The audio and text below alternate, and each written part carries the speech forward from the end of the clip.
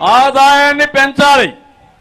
ఆదాయం పెరగాలంటే అమరావతి లాంటి రాజధానిని నిర్మాణం చేసి ఉండాలి.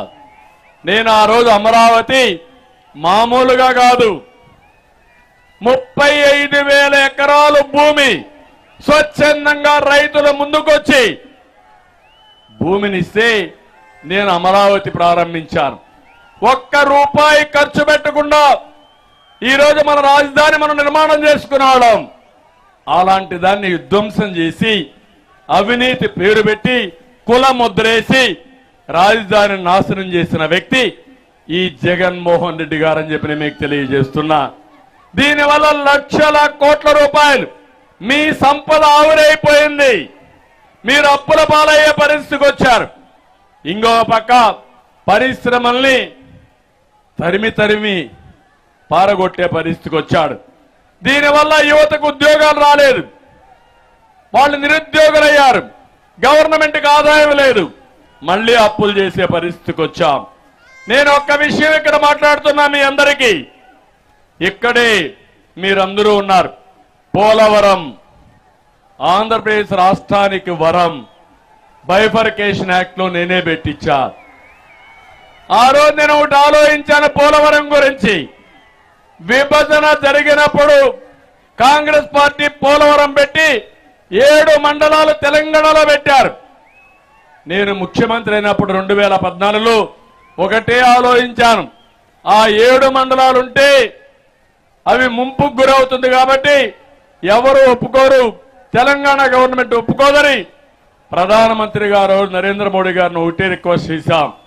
ఆ 7 మండలాలు తెలంగాణ నుంచి ఆంధ్రప్రదేశ్కి ఇస్తే నేను ప్రమాణ స్వీకారం చేస్తాను, అప్పుడే పోలవరం సాధ్యమని నేను గట్టిగా చెప్తే వాళ్ళు కూడా మన్నించి 7 మండలాలు ఆంధ్రప్రదేశ్ రాష్ట్రానికి ఇచ్చారంటే అది తెలుగుదేశం పార్టీ సాధించిన విజయం.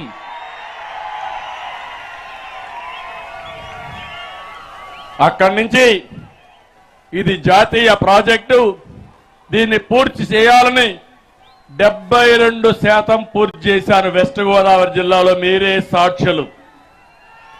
వారం వారం పోలవరం చేసుకొని సమీక్షలు పెట్టాను. నెలకొక్కసారి పోలవరం వచ్చాను, పరిగెత్తించాను, పనులు ముందుకు తీసేపోయాం. 72% పూర్తి చేసి పట్టసీమ ప్రాజెక్టు 1 సంవత్సరంలో పూర్తి చేసి 120 టీఎంసీ నీళ్లు పట్టిసీమ ద్వారా కృష్ణా డెల్టాకి ఇచ్చిన పార్టీ తెలుగుదేశం పార్టీ అని చెప్పి కూడా నేను మీకు తెలియజేస్తున్నా. ఈ రోజు పోలవరం పూర్తయితే ఈ రాష్ట్రానికి స్వర్ణ యుగం వస్తుంది. ప్రతి ఎకరాకు నీళ్లు ఇస్తాం. పోలవరం ద్వారా అన్ని నదులను అనుసంధానం చేసి ప్రతి ఒక్క ఎకరాకు నీళ్లు ఇవ్వాలని నా కల. నీళ్లు ఇస్తే బంగారు పండించే రైతాంగం ఉన్నారు, సంపద సృష్టించే సృష్టికర్తలు ఉన్నారు. అది జరిగేది. ఇప్పుడు అది పోయింది. నేను అడుగుతున్నా పోలవరం ఈ చింతలపూడి సభ ద్వారా అడుగుతున్నా, డయాఫామ్ వాల్ ఏమైంది, కాఫర్ డ్యాములు ఏమైనాయి, గైక్ బెండ్ ఏమైంది?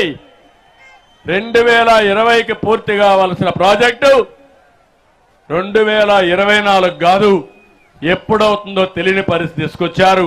మళ్ళీ ఒకటి ఆమె ఇస్తున్నా, తప్పకుండా తెలుగుదేశం పార్టీ వస్తాం, కేంద్ర సహకారం తీసుకుంటాం, పోలవరాన్ని పూర్తి చేసే బాధ్యత తెలుగుదేశం జనసేన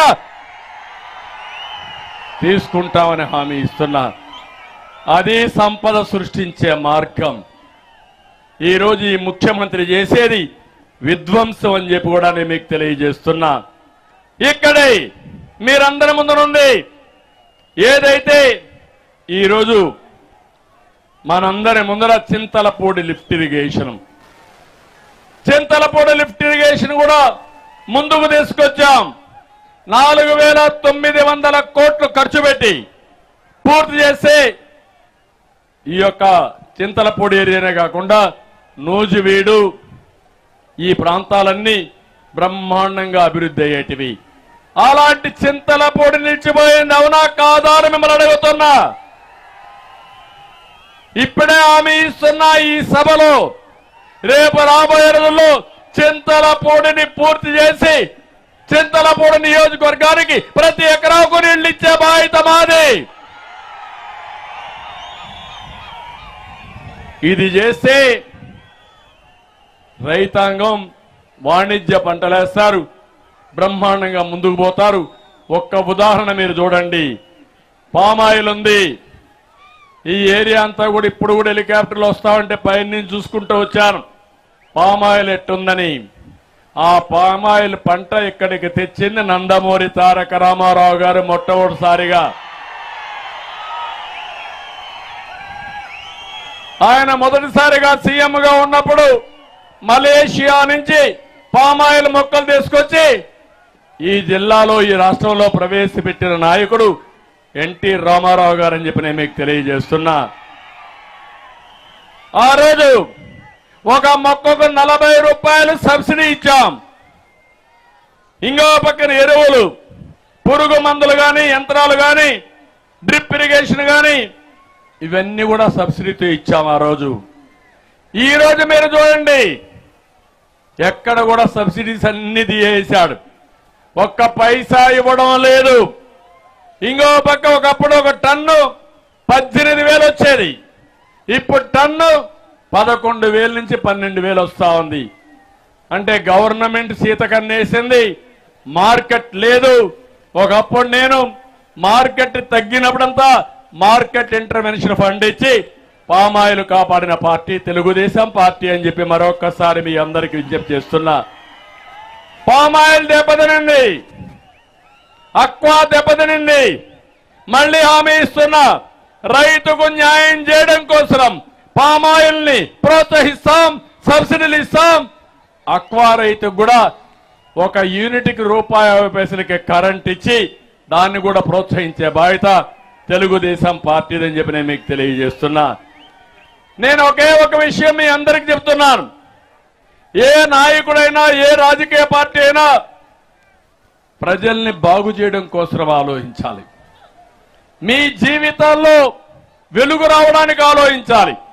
అట్లా కాకుండా మాటలు చెప్పి ముద్దులు పెట్టి తల నిమిరి ఒక్క ఛాన్స్ అని మిమ్మల్ని గోదావరిలో ముంచే నాయకులు వస్తే మన జీవితాలు ఏమవుతాయో ఒక్కసారి ఆలోచించమని కోరుతున్నా.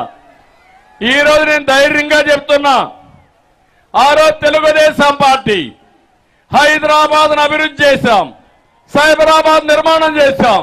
ఈ రోజు హైదరాబాద్ నగరం దేశంలో నెంబర్ 1 గా ఉందంటే అది తెలుగుదేశం పార్టీ కృషి, అవునా కాదా అని మిమ్మల్ని అడుగుతున్నా.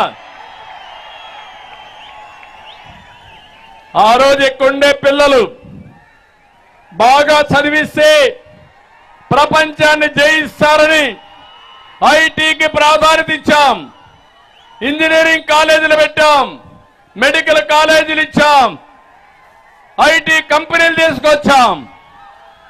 ఈరోజు నేను గర్వంగా చెప్తున్నా, ప్రపంచంలో ఏ దేశానికి పోయినా మన వాళ్ళు అక్కడ ఉంటారు. మొన్న కష్టం వస్తే 80-90 దేశాల్లో నాకు సపోర్ట్ చేస్తూ నిరసన తెలియజేశారంటే అది తెలుగుదేశం పార్టీ తెలుగు జాతికి ఇచ్చిన వరం. ప్రపంచాన్ని జయించే శక్తి మా యువతకుంది. వాళ్ళని